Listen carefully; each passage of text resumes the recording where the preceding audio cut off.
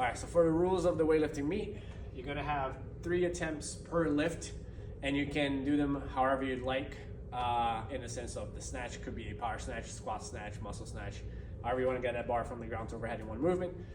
Same thing with the clean and jerk. You can clean it however you want to, and you can jerk it however you want to, as long as the criteria of the don'ts are met. You have 1 minute to start a lift, so when the bar gets loaded, and if it's your turn, the judge will call the weight and the person and their lift number. After that's done, you have 1 minute to start a lift. That means you have 1 minute to have the bar lift the ground. You can finish the lift after the time expires. Another to do is come to a complete stop. So after you finish the lift, snatch or clean and jerk, if you're moving in any direction, forward, backwards, circular, side to side, you must finish the lift. You must stop moving to make the lift count. Another thing you can do is wait for the judge's call to lower the bar. So the judge will give you the drop call once you're stopped moving.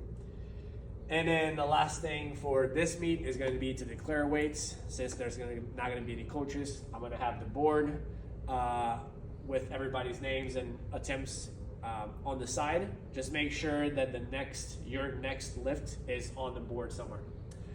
For the don'ts is not stepping off the platform. So there's going to be a mark boundary with tape around the platform. Your either foot cannot go on the line or past the line. So if you end up walking forward and one of your feet hits the line or crosses the line, you might as well just drop the weight. That lift will not count, even if you come back to the inside of the platform. You can regrip, or you cannot regrip more than once. This isn't a clean and jerk. So after you come up from the squat, you can regrip coming up from the squat, then you have one more dip and drive to regrip the bar however you like. After that, you cannot dip and not jerk it. So one coming up from the squat, one regrip, and then the next movement has to be the shoulder to overhead movement. You cannot lift the bar and bring it back to the ground. So either on a snatch and a clean jerk, if you lift the bar, get the bar up to your hips on a deadlift, or even do a pull, but bring the bar back down, that lift counts as a no lift. In Rio meets, the bar has to pass the knee for it to count as a no lift, but what we're gonna do is if the bar goes off the ground, you have to lift it. No resets.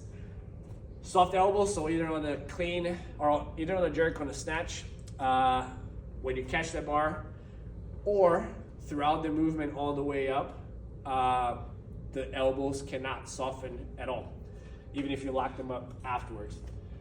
On a clean, the elbows cannot touch the leg on the bottom of the clean.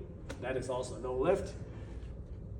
Knees touching the ground, that usually happens on a snatch. In CrossFit, you see people lose their balance forward and one knee touches the ground. Even if you come back into the bottom of your squat and stand up, that counts as no lift.